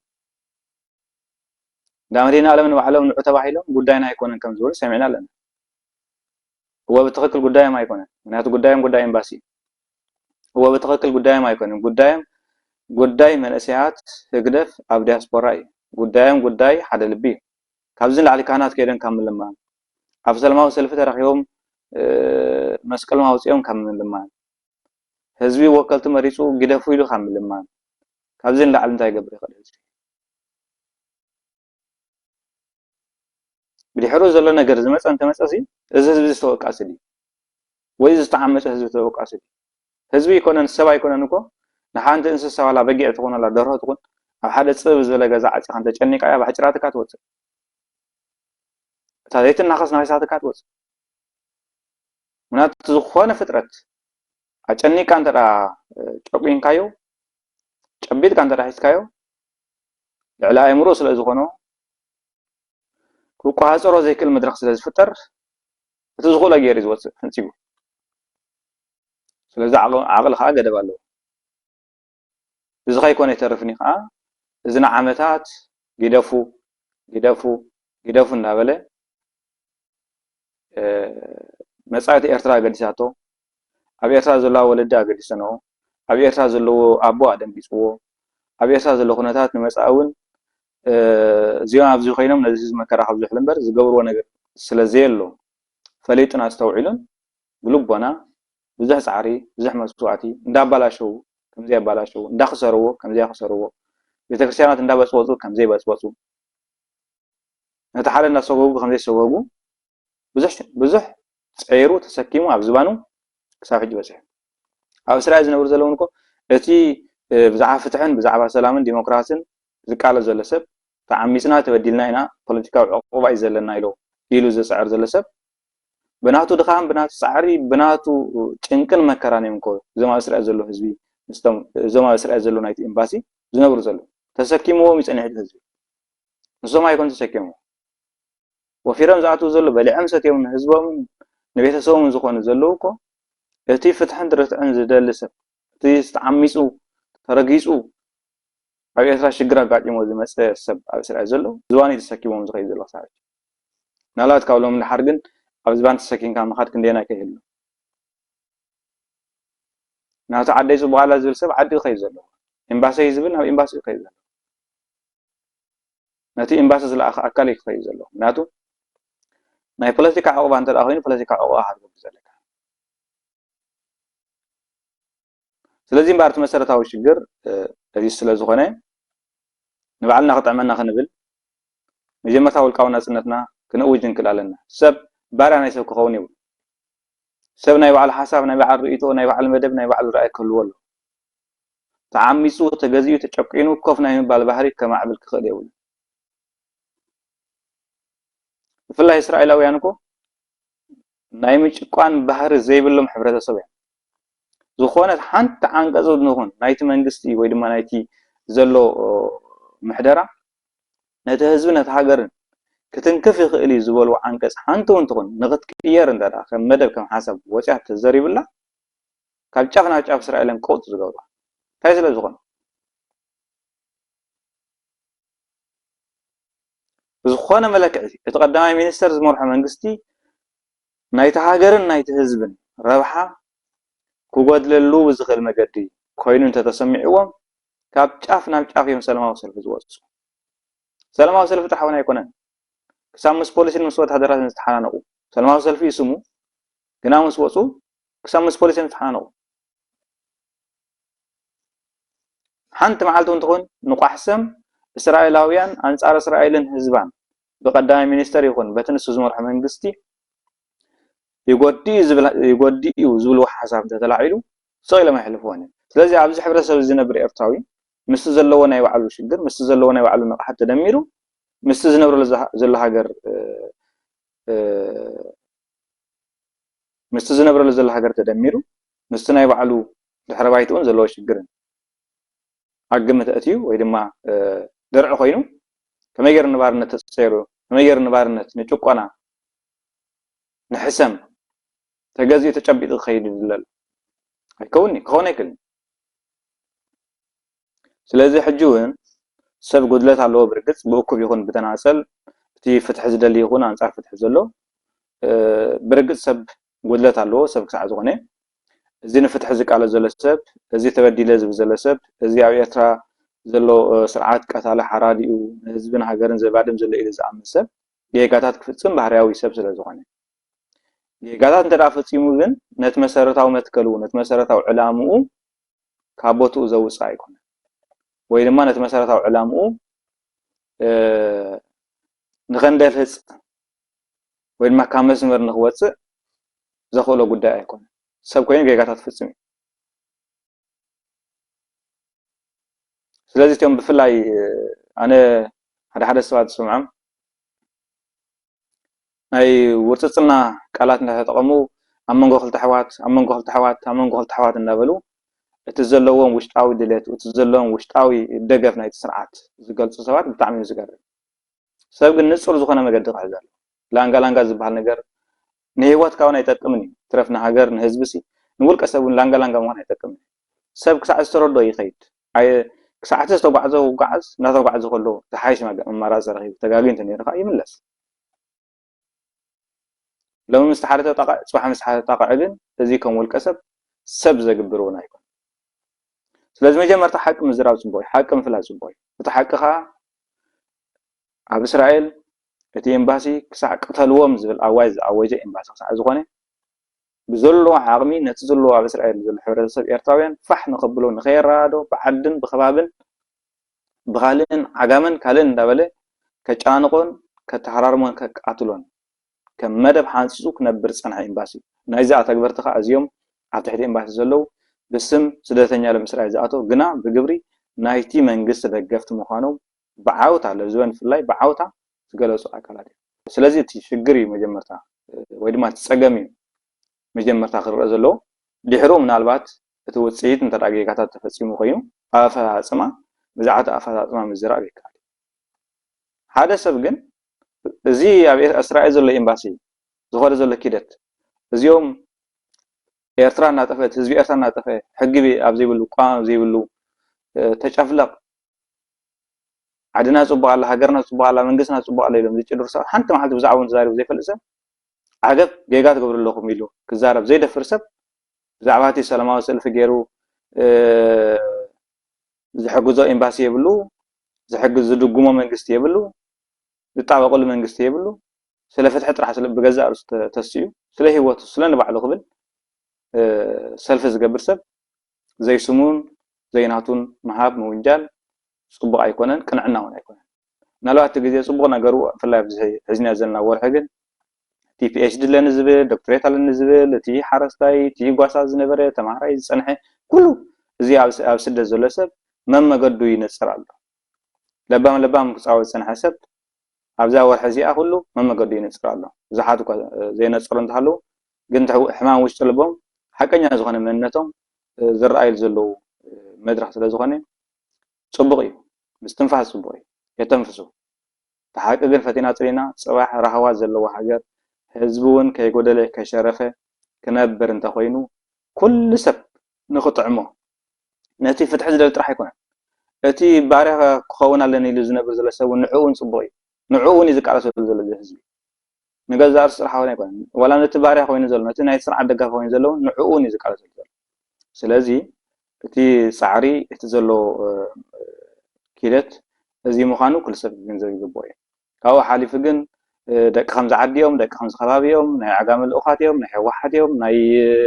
ኣሜሪካ እዮም መን ብድሕሪት ዘሎ ብድሕሪኦም ኮይኑ ዝደፍኦም ዘሎ መን ክደፍኦ ፍላይ እዞም ከምዚ ዓይነት ትብሉ ሰባት ኣብ ልዕሊ እዚ ኣብ ስደት ዘሎ ኤርትራዊ ዘለኩም ንዕቐት እዩ ፍላይ ካብ እስራኤል ዘሎ ኣብ እስራኤል ዘሎ ህዝቢ እኮ ካብቲ ዝለዓለ ደረጃ ወታደራዊ ማዕረግ በልዎ ደረጃ ትምህርቲ ዓለም በልዎ ክሳብ ዝተሓተ ኩሉ ዓይነት ሕብረተሰብ ዝነብሩ ሃገር እዩ እዚ እስራኤል ዘሎ ህዝቢ ንሃገር ዓንዲ ሕቆ ኮይኑ ጠጠው ዘበለ ህዝቢ ንቁጠባ ኤርትራዊ እኮ ወላ ትፍትሕ ዝቃለ ዘሎ ንቁጠባ ኤርትራዊ ዘበለ ንሱ እዩ ምክንያቱ ንስድሩ ከኣሊ ክብል ንስድሩ ከብል ኣክስቲ ክብል ንስድሩ ክናብ ክብል ብገንዘቡ ብርሃፁ ኣብ ቁጠባ ኤርትራ ወይ ድማ ነቲ ስርዓት እውን ብዙሕ በርክቶ ይገብራል ፈቲኳን ስለዚ መን ዝደፍኦ ዘሎ መን ዝልእኾ ዘሎ መን ዝግስፎ ዘሎ ምባል ንባዕሉ ህዝቢ ኤርትራ ብገዛ ርእሱ ከም ዘይከይድ ናይ ባዕሉ ሓሳብ ከም ዘይብሉ ብናይ ባዕሉ ውልቃዊ መደብ ወይ ድማ ብናይ ባዕሉ ራእይ ክጓዓዝ ዝኽእል ህዝቢ ከም ዘይኮነ እኹም ትዛረቡ ዘለኹም እንታይ ስለ ዝኾነ እዩ እስራኤል ዘሎ ህዝቢ ዳ ወያነ ከነቃቅሖ እንታይ ስለ ዝኾነ እዩ ካልእ መፂኡ ከም ዝግበር ከም ዘይትግበር ኩሉ ደንቆረ ዲ ብሓምዲ ኩሉ ዓይነት ህዝቢ ከብሎ ትምህር ዝበሃል ኣብሎ ዘይተማሃረ ኣብሎ ኩሉ ዓይነት ማሕበራዊ ናብራ ዝነብር ዝነበረ ህዝቢ ኣብሎ ሃብቲ ዝፈልጥ ኣብሎ ድኽነት ዝፈልጥ ኣብሎ ኩናት ዝፈልጥ ኣብሎ ተማሃራይ ኮይኑ ፒሮ ዝፈልጥ ኣብሎ ትምህር ኣካል ዝበሃል ኣብሎ ኩሉ ዓይነት ሕብረተሰብ ናይ ኤርትራ ኣብ እስራኤል ኣሎ ስለዚ ነዚ ዓይነት ሕብረተሰብ እዚ ከም ሓደ በሃም ከም ሓደ እምሮ ዘይብሉ ከም ሓደ ደንቆሮ ሓሲብኩም እዚኦም ዝጉስጉሶም ዘለው እዚኦም ከም ዝገብሮም ዘለው ምባል ንባዕሉ እዚ ናብ ካልእ መድረክ ዝወስድ ህዝቢ ናብ ዘይሓሰቦ ጌጋታት ዝመርሕ ናብ ዘይሓሰቦ መደብ ዘእቱ ስለ ዝኾነ ብእዋኑ ኣፍኩም ክትቁጠቡ ትክእሉ ኣብ እስራኤል ዘሎ ህዝቢ ደንቆሮ ኣይኮነን ኣብ እስራኤል ዘሎ ህዝቢ ዓሻ ኣይኮነን ኣብ እስራኤል ዘሎ ህዝቢ ፅሉል ኣይኮነን እኳዳ ኩሉ ዓይነት ሽግር ፀይሩ ብሓዊ ተለብሊቡ ከም ወርቂ ጎሊሑ ዝወፀ በሪህ ዝወፀ ሕብረተሰብ ብዙሓት እኳ መደል ሓቕቲ ብዙሓት እኳ ከምቲ ክኾኑ ዝግብኦም ነገር ዘይኮኑ ኣንጻር ዝቆሙ ምስቲ ቀታሊ ምስቲ ህዝቢ ዘፅንዕ ዘሎ ስርዓት ሓቢሮም ብዙሕ ሽግር መከራን ዝፈጥሩ ብዙሓት ሰባት እኳ እንዳሃለው እቲ ኣብ እስራኤል ዘሎ ህዝቢ ግን ደንቆሮ ኣይኮነን ዓሻ ኣይኮነን ፅሉል ኣይኮነን ኣእምሮ ኣለዎ ኩሉ ነገር ዝፈልጥ ኩሉ ነገር ከዓ ከመኣዘን ዝኽእል ሓያል ሕብረተሰብ ሓይሊ ዘለዎ ሕብረተሰብ ኣእምሮ ዘለዎ ሕብረተሰብ ናይ እስራኤል ስለዚ እዚ ላግፂ ኣብ ልዕሊ ህዝቢ ኤርትራ ላግፂ እዩ ኣብ ልዕሊ ኣብ እስራኤል ዘሎ ህዝቢ ከዓ ላግፂ እዩ እዞም ከምዚ ዓይነት ነገራት ዝዛረቡ ሰባት እዞም ከምዚ ዓይነት ውርጨጫት ውርጭጩ ሰባት ካብቲ ኣብ ኤርትራ ዘሎ ስርዓት ተፈሊኩም ዘርኢ ምክንያት ወልሓደ ይብልኩም ስለዚ ሰብ ዝኹለ እዩ ዝገብር ዓቕሙ እዩ ዝስከም እንተወሓደ ግን ባርያ ንዘይምዃን ኣንጻር ፍትሒ ንዘይምዃን ሰብ እንዳተቐትለ ፅቡቅ ኣሎ ንዘይምባል ናይ ሕልና ጉዳይ ስለ ዝኾነ ኩሉ ሰብ ሕልንኡ ሸይጡ ክነብር ኣይግብኦን ስለዚ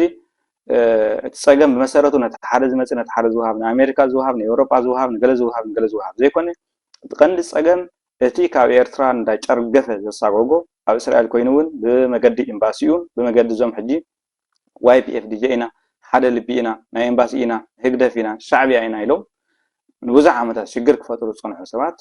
እዚ እቲ መሰረታዊ ሽግር እዚ ከዓ ማንም ሰብ ይጥረፍ ኤርትራዊ ኮይኑ መከራን ሽግርን ዝፈልጥ ኣብ መከራን ሽግርን ፀኒሑ ብሓዊ ተፈቲኑ ዝመፀ ብዛዕባ ፍትሕን ርትዕን ዝፈልጥ ወዲ ካልእ ዓሌት እውን እንተኾነ ክቕበሎ ዘይክእል ነገር እዩ ስለዚ ነዚ ነገር ተቐቢልካ ምኻድ ስለ ዘይከኣል እቲ ዝሓለፈ ዓመታት ሰብ ብዓቕሙ ብደረጅኡ በብመገዱ ብዙሕ ድኻም ደኺሙ ብዙሕ ነገር ክሕለፍ ፀኒሑ ኣብ መወዳእታ ግን ዝሕጂ ዝረኣናዮ ናይ ትማን ነገር ከዓ ኮይኑ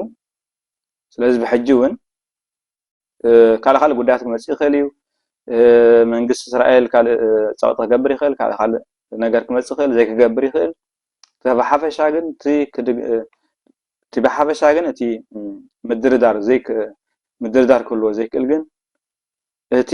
ኣብ ኤርትራ ዘሎ ስርዓት ወይ ድማ ህዝቢ ኤርትራ ተጨቂኑ ብመከራን ሽግርን ይነብር ስለ ዘሎ ሰብ እውን ኣካል ናይ ጭቆና ኮይኑ ስለ ዝነበረ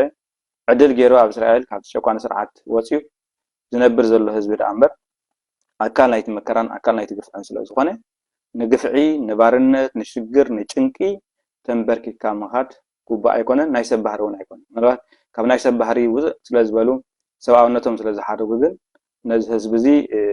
ሽግር ከብዝሕሉ ስእልካ ተገዛእ ክብልዎ መከራ ረኸብ ክብልዎ ወይ ድማ ተንበርኪካ ከይድ ክብልዎ ንዓመታት ፅዒሮም ድዮም ህዝቢ ግን ነዚ ነገር እዚ ክቕበሎ ስለ ዘይክእል ተንበርኪኹ ክኸይድ ስለ ዘይክእል ነቲ ሓቂ ረጊፁ ክኸይድ ስለ ዘይክእል ከዓ ስለመሰሉ ስለ ገዛ ርእሱ ዘካይዶ ፃዕሪ እዩ ዘካይዶ ድኻም እዩ ወይ ድማ ዘካይዶ ቃልሲ እዩ بزي ما صرمبارا موداتا تاي كبال زكال إذا زلو كونتات ويدما زلو مدرخ أنصار عماتن تعماتن زغيت كيدت زعم زلو فلطي እቲ ኣብ ኤርትራ ዘሎ ስርዓት ብኤምባሲን በቶም ናቱ ልኡኻትን ገይሩ ኣንጻር እቲ ተዓማጺ ዓመፅ የካይድ ኣሎ እቲ ዝተዓመፀ ፍትሒ ዝሰኣነ ከዓ ኣይዕመፅን ኣይጭቆንን ኣብ ዓደይ ተዋሪደ ኣብ ዓደይ ተኣሲረ ኣብ ዓደይ ተቐጥቅጠ ኣብ ቦታ ስደት መፅኡ ስርዓት እዚ ከዓ ከጨንቐንን ከሰራጥየንን ተገዚእኻን ሰጥለበጥ ኢልካ ኺድ ክብለንን ፈቃደኛ ኣይኮንኩን ናይ ዝብል ኣካል ዘሎ ኪደት እዩ ካልእ ካብዚ ሓሊፉ ክወሃቦ ዝኽእል ትርጉም የለን ምናልባት ናብ ሃለውሎ ዝኣቱ ናብ ጓል መገዲ ዝኣቱ ሰባት ግን ግዜ ጉዳይ ግዜ እምበር ደኺሞም ወይ ድማ ኣብ መስርሕ ዘፊሎም ቦቦተን ክሕዙ እዮም እዚ ስለ ዝኾነ ኣብ መወዳእታ እምበኣር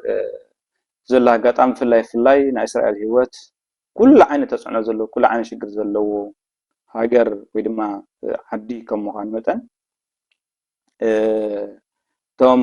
ዝተፈላለየ ሽግር ዘጋጠሞም ሰባት ዝተፈላለየ ፀገም ዘጋጠሞም ዝተሃርሙ ይኹኑ ካልእ ሽግር ዘጋጠሞም ሰባት እግዚአብሔር ምሕረቱ ይሃቦም እቲ ህዝቢ ከዓ ካብሎም እንድሓር ዘሎ ሽግርን ዘሎ መከራን ክኣክል ይግብኦ እዩ እዚ ስልካ ወስለስለት ኣብቲ ሓደ ዝብሉ ኣካላት እግሮም ክሕዙ ይግብኦም እዩ ሓውና እዩ ዓርክና እዩ ወዲ ዓድና እዩ መማህርትና እዩ ካልእ እንዳበልካ ፋሕ እንዳበለካ እናጨነቐካ መከራ እናብዛሕልካ ከሎ ሓቆፍካዮ ምሕዳር ዘይምግሳጽ መገዱ ክሕዝ ከም ዘለዎ ዘይምግባር ንባዕሉ እዚ ተመሊሱ ስንፍና ስለ ዝኾነ ሽግር ስለ ዘምፅእ ካብሎም እንድሓር ሰብ ዝያዳ ተኻለ መዓልቲ ዝያዳ ዝሓለፈ ዓመታት መገዱ ፈሊጡ መገዱ ፅልዩ ምኻድ ፅቡቅ እዩ ሓውኻ ትነግሮ ትመኽሮ እምቢ እንድሕር ኢሉ ግን እሱ መገዲ ሒዙ ይኸይድ ንስኻ መገድኻ ትሕዝ ተመሊሱ ክዕምፀካ እየ ክረግፀካ እየ ሓሚንካ ከለኻ ሓመንካን ሞትካ ከለኻ ይሞትካን ትፀጊምካ ከለኻ ትፀገምካን ስርዓት ኣብ ዘይብሉ ስርዓት ኣሎ ኢሉ ክጭቆነካ ዝኽእል ኣካልካ ዘለካ ዓቕሚ ምስለ ርእስኻ ስለ ሂወትካ ስለ ናጽነትካ ስለ ሓርነትካ ስለ ሰብኣዊ ክብርካ ክትቃለስ ግዴታ እዩ እዚ ናይ ሰብ ባህሪ ኣብ ኤርትራውያን በይኖም ዝተጀመረ ወይ ድማ ኣብ ንሕና ኣባና ኣብ ኤርትራውያን በይኑ ዝመፀ ነገር ኣይኮነን ስለ ዝኾነ እቲ ሽግር ሕጂውን በቲ ኣብ ኤርትራ ዘሎ ስርዓት በቲ ኣብ ደገ ዘሎ ኤምባሲ በቶም ምስቲ ኤምባሲ ዝተመሓዘዩ ደገፍቲ ዝኾኑ ናቶ ኣባላት ዝኾኑ ኣብ ልዕሊ እዚ ኣብ ስደት ዘሎ ኤርትራዊ ዲያስፖራ ወይ ድማ ሓታት ዕቑባ ዝመፅእ ዝካየድ ዘለፋ ፀርፊ ካብኡ ሓሊፉን ተፅዕኖ ስለ ዝኾነ እዚ ገዚኡ ኣኺሉ ወይ ድማ ኣብ ሰዓትን ኣብ እዋንን ክብርዕን ጠጠው ክብል ኮይኑ እቲ ተዓሚፀ ለኺሉ ጠጠው ዝበለ ሰብ ፍትሒ ክነግስ ኣለዎ ዝብል ሰብ ንየማን ፀጋም ከይረኣየ ስለ ገዛእ ርእሱ ስለ ፍትሒ ስለ ህዝቡ ስለ ሃገሩ ስለ ዓዱን ስለ ርስቱን ጠጠው ክብል ምዝኽእል እዚ ምናልባት ግዜ ክወስድ ይኽእል ይኸውን ኣብ መወዳእታ ግን እቲ ዝስዕር ፍትሒ እዩ እቲ ዝስዕር ሓቂ እዩ እቲ ዝነግስ ከዓ ርትዒ እዩ ዓመፅቲ ኣብ ዓለም ነይሮም ኣይፈልጡን ንዝተወሰነ ግዜ ይነብሩ ድሓር ግን ታሪክ ኮይኖም ዝኸዱ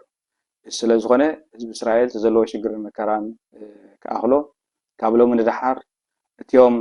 ምስ ኤምባሲ ኢና ምስ ኤርትራ መንግስቲ ኢና ኢሎም ንህዝቢ ኣደራዕ ክገብሩ ዝፀንሑ ተመሊሶም ምስቲ ናይ እስራኤል ዘሎ ፖሊሲ ተደራቢ ተፅዕኖ ተደራቢ ሓይሊ ድርዒ ኮይኖም ዝንቀሳቐሱ ዘሎ ኣካላት ካብ ሎሚ ንድሓር ተማሂሮም ካብዚ ናይ ትማሊ ዝነበረ ነገር ተማሂሮም መገዶም ክሕዙ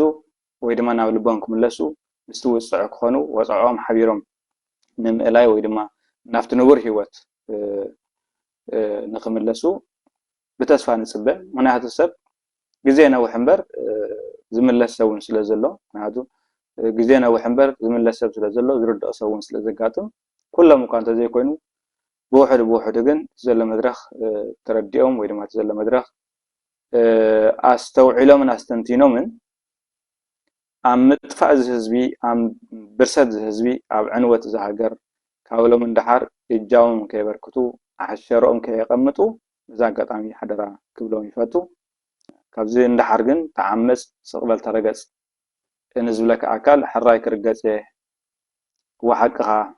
ኣሚን ጎይታይ ኢልካ ምኻድ ዝከኣል ኣይኮነን ኣይተኻእለን ቅድሚ ሕጂ ብሕጂ እውን ዝከኣል ኣይኮነን እዚ ስለ ዝኾነ ነቲ ጉዳይ ነዚ ይመስል بعبيو أملاك سلام ويحبنا نتي لعلو كله أفسد زل حزبي لعل مانم أفسد زل حزبي لدحر أفريقيا أفشجر أم مكرا أب بده سنبرنا إسرائيل حزب سلازخنة زي أمون سعرنيان حبونيان أب إسرائيل زل حزبي نعلامو زي ساعات حزبنا بحجرهم زلوا فقري فلت زخنة حزبي سلام رخيبو صباح بحبار أبتيع نسبة ويدما أبتيع سلاماويتن حقاويتن حزباويتن إرترا كنا رهب نعمل لنا قدس فعال يقول تزنبر حسابنا لما عندنا زي مثل እግዚአብሔር አጀሚር ስለተፈጸመና ክብርን ምስጋና ይሁን ስብሐት ለእግዚአብሔር ወለወላዲቱ ድንግል ወለመስቀሉ ክቡር አሜን